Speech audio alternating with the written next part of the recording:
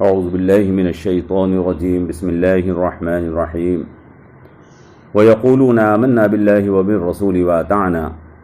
ثُمَّ يَتَوَلَّى فَرِيقٌ مِّنْهُم مِّن بَعْدِ ذَلِكَ وَمَا أُولَٰئِكَ بِالْمُؤْمِنِينَ، اور وہ کہتے ہیں کہ ہم ایمان لے آئے اللہ پر، اس کے رسول پر، اور ہم نے اطاعت کر لی، پھر ایک فریق ان میں سے اپنا منہ موڑ لیتا ہے اس کے بعد، اور یہ لوگ ایمان والے نہیں ہیں۔ وَإِذَا دُعُوا إِلَى اللَّهِ وَرَسُولِهِ لِيَحْكُمَ بَيْنَهُمْ إِذَا فَرِيقٌ مِّنْهُمْ مُعْرِضُونَ، اور جب بلایا جاتا ہے ان کو اللہ اور اس کے رسول کی طرف تاکہ اللہ اور اس کے رسول ان کے درمیان میں فیصلہ فرما دیں، تو ایک فریق ان میں سے اعراض کرنے لگتا ہے۔ وَإِن يَكُن لَّهُمُ الْحَقُّ يَأْتُوا إِلَيْهِ مُذْعِنِينَ، اور اگر حق ان کے لیے آئے، اگر فیصلہ ان کے موافق آئے تو وہ اس کی طرف عاجزی کے ساتھ اطاعت گزار بن کر چلے آتے ہیں۔ أَفِي قُلُوبِهِم مَّرَضٌ أَمِ ارْتَابُوا، کیا ان کے دلوں میں بیماری ہے یا وہ شک میں پڑے ہوئے ہیں؟ ام یخافون ان یحیف اللہ علیہم ورسولہ، یا اس بات سے ڈرتے ہیں کہ اللہ اور اس کا رسول ان کے ساتھ ظلم کر دے گا؟ بل اولئک هم الظالمون، بلکہ یہ لوگ ہی ظالم ہیں۔ اوپر کی آیات میں اللہ تبارک و تعالی نے یہ بات بتائی تھی کہ کائنات کی ملکیت اور کائنات کی بادشاہت صرف اللہ کے لیے ہے۔ وَلِلَّهِ مُلْكُ السَّمَاوَاتِ وَالْأَرْضِ وَإِلَى اللَّهِ الْمَصِيرُ، کائنات کی ملکیت اور کائنات کی بادشاہت صرف اللہ کے لیے ہے۔ اور یہ بتایا تھا کہ اس کائنات پر اللہ تبارک و تعالیٰ کی حکمرانی چل رہی ہے۔ بادلوں کا آسمانوں کے اندر اڑنا، بارشوں کا برسنا، رات اور دن کا الٹنا پلٹنا، اور زمین کے اوپر اللہ کی بے شمار مخلوق، کوئی 2 پاؤں، کوئی 4 پاؤں، کوئی اس کے علاوہ زمین کے اوپر رینگنے والی مخلوق، یہ سب اس چیز کی نشانی ہے کہ اس کائنات پر اللہ تبارک و تعالیٰ کی حکمرانی ہے۔ لیکن اللہ کی حکمرانی کے ان حقائق کو اور شواہد کو دیکھنے کے باوجود بھی بعض لوگ ایسے ہیں کہ جن کے دل کے اندر یقین نہیں اترتا ہے، اور اس کی پہچان اور علامت یہ ہے کہ وہ لوگ کہتے ہیں کہ ہم اللہ اور اس کے رسول کے اوپر ایمان لے آئے اور ہم نے اطاعت کی، لیکن اس کے باوجود وہ اللہ اور اس کے رسول کے حکم کی اطاعت اور فرما برداری سے منہ موڑ لیتے ہیں۔ جو شخص زبان سے یوں کہے کہ ہم اللہ پر اور اس کے رسول پر ایمان لے آئے اور اطاعت اور فرما برداری سے منہ موڑ لے، وما اولئک بالمؤمنین، یہ لوگ ایمان والے نہیں ہیں۔ وَإِذَا دُعُوا إِلَى اللَّهِ وَرَسُولِهِ لِيَحْكُمَ بَيْنَهُمْ، اور اس کا ایک معاملہ اس وقت فیصل کیا جاتا ہے کہ جب اللہ اور اس کے رسول کی طرف ان کو بلایا جاتا ہے تاکہ وہ ان کے درمیان میں ان کے مقدمات کا فیصلہ کر دے، اور ظاہر سی بات ہے کہ مقدمات کا فیصلہ جناب رسول اکرم فرماتے ہیں کہ جب اللہ کے رسول ان کو بلاتے ہیں کہ آؤ میں تمہارے مقدمات کا، تمہارے جھگڑوں کا، تمہارے باہمی تنازعات کا فیصلہ کر دوں اپنی عدالت میں، تو ایک فریق ان میں سے اعراض کرنے لگتا ہے، اس سے منہ موڑنے لگتا ہے، اور اگر اس کے حق میں فیصلہ آئے تو بے شک وہ چل کر آتا ہے۔ یاتوا الیہ مذعنین، تو بڑا عاجزی کے ساتھ اور فرما برداری کے ساتھ اطاعت کیش بن کر وہ اس کی خدمت میں حاضر ہوتا ہے۔ اللہ تبارک و تعالی بیان فرما رہا ہے افی قلوبہم مرض، ایسا کیوں ہے کہ لوگ اللہ اور اس کے رسول کے احکامات کے فیصلے کو اپنے حق میں ہو تو قبول کر لیتے ہیں اور اپنے خلاف ہو تو قبول کرنے سے انکار کر دیتے ہیں؟ یا تو ان کے دل میں بیماری ہے، یا تو ان کے دل میں بیماری ہے،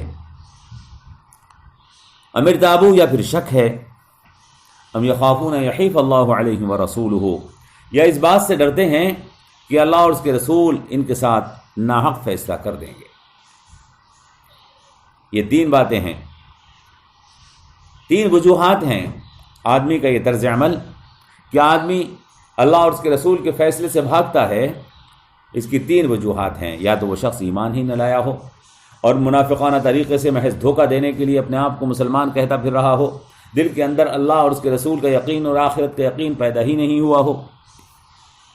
دوسری یہ کہ ایمان لے آنے کے باوجود اسے ابھی تک اس معاملے میں شک ہو کہ اللہ اور اس کا رسول یہ واقعی خدا اور اس کا رسول ہے بھی کہ نہیں، قرآن خدا کی کتاب ہے بھی نہیں، مرنے کے بعد اٹھنا ہے، زندہ ہونا ہے کہ نہیں، اس کے بارے میں اسے شک ہو، کہیں ایسا تو نہیں ہے کہ سب یہ باتیں ہیں حقیقت نہیں ہیں، ابھی یقین اس کے اوپر اس کا دل کا نہیں بیٹھا ہے۔ یا پھر تیسرے یہ بھی ہو سکتا ہے کہ اس کو یہ اندیشہ ہو کہ کہیں اللہ کے رسول ہمارے اوپر ظلم نہ کر دیں، ہمیں نقصان نہ پہنچا دیں، اس اندیشے سے. اور ظاہر سی بات ہے کہ یہ اندیشہ اگر کسی حق والے کے دل میں پیدا ہو رہا ہے تو اسے خدا کے شریعت پر یقین نہیں ہے. وہ سمجھ رہا ہے کہ شریعت اس کے اوپر ظلم کر سکتی ہے. اور یہ تینوں ہی صورتیں کہ ایمان دل میں پیدا نہیں ہوا، یا اللہ اور اس کے رسول پر اور قرآن پر آخرت پر یقین پیدا نہیں ہوا، یا یہ اندیشہ ہے کہ خدا کے رسول اس کے خلاف فیصلہ کر سکتا ہے، حق کے خلاف فیصلہ کر سکتا ہے. یہ تینوں ہی صورتیں کفر ہیں. بل اولئک هم الظالمون، بلکہ یہ لوگ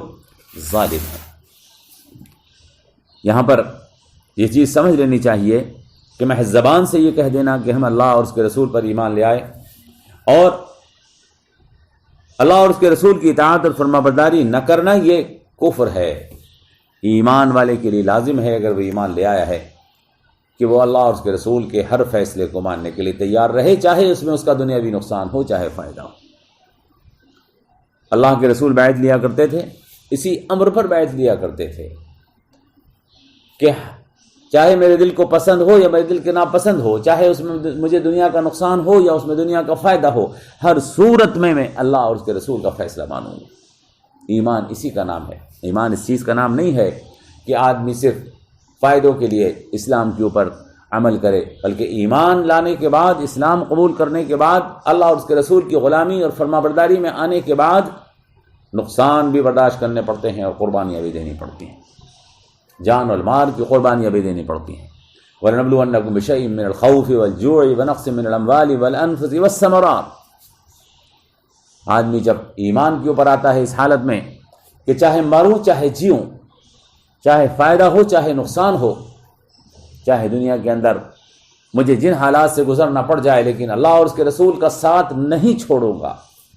تو جب اس کا ایمان مکمل ہوتا ہے. اور جو آدمی دین کے لیے نقصانات اور ایمان کے لیے پریشانیاں برداشت کرنے کو تیار نہ ہو، وہ منافق ہے. تو اللہ نے یہاں پر اس چیز کو واضح فرما دیا ہے کہ ایمان قبول کرنے کا مطلب یہ ہے کہ چاہے ہمیں دنیا کا فائدہ ہو یا دنیا کا نقصان ہو، اقتدار ملے یا نہ ملے،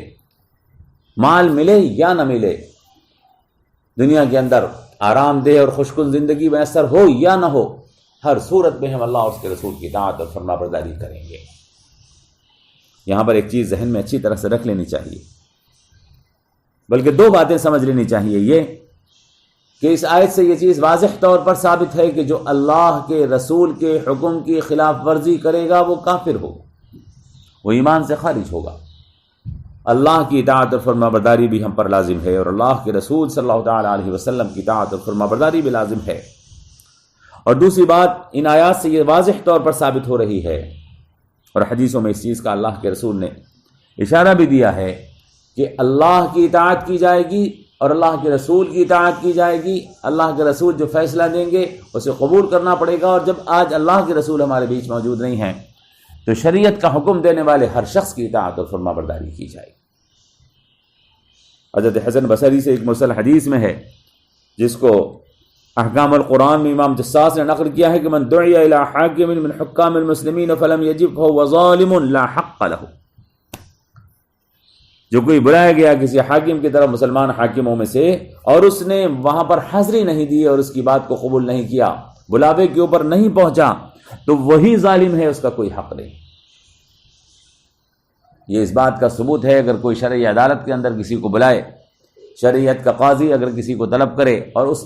شرعی عدالت اور قاضی کے فیصلے کو ماننے کے لیے وہاں پر حاضر نہ ہو، تو یہ اس بات کا ثبوت ہے کہ یہ آدمی ناحق ہے اور ظالم ہے اور اس کے خلاف فیصلہ کیا جا سکتا ہے. جو آدمی شرعی عدالت پر اعتبار نہیں رکھتا، شرعی عدالت پر اعتماد نہیں رکھتا، یا تو وہ بظاہر مومن ہے اندر سے کافر ہے، یا اسے ابھی اللہ پر آخرت پر یقین نہیں ہے، قرآن پر یقین نہیں ہے، شریعت پر یقین نہیں ہے، یا پھر وہ یہ سمجھ رہا ہے کہ خدا اور اس کا رسول بھی اور اللہ اور اس کے رسول کے مطابق، شریعت کے مطابق فیصلہ کرنے والا بھی ظلم کر سکتا ہے. اور یہ تینوں صورتیں کفر ہیں. اللہ سے دعا کیجیے اللہ تبارک و تعالی ہمیں جب ایمان والا کہنے کی اس نے ہمیں توفیق دی ہے تو اللہ تعالی ہمیں اپنی اطاعت اور فرما برداری کرنے کی توفیق عطا فرمائے، اور اپنے امیروں کی اطاعت اور فرما برداری کرنے کی بھی توفیق عطا فرمائے۔ اللہ نے فرمایا اطیعوا اللہ واطیعوا الرسول واولی الامر منکم، اللہ کی اطاعت کرو، اللہ کے رسول کی اطاعت کرو، اور اپنے میں سے جو اولو الامر ہیں، جو شریعت کے مطابق فیصلہ دے رہے ہیں، ان کی اطاعت کرو۔ اور آج اللہ کی اطاعت اللہ براہ راست آن کر حکم نہیں دیتا، قرآن سے دیتا ہے۔ قرآن میں جو احکامات ہیں ان کی اطاعت ہمارے پر لازم اور فرض ہے، اور رسول اکرم صلی اللہ تعالیٰ علیہ وسلم بھی بنفس نفیس یہاں پر موجود نہیں ہیں جو حکم فرمائیں، لہذا آپ کی احادیث مبارکہ اور آپ کے ارشادات جو موجود ہیں ان کی اطاعت و فرما برداری کی جائے گی،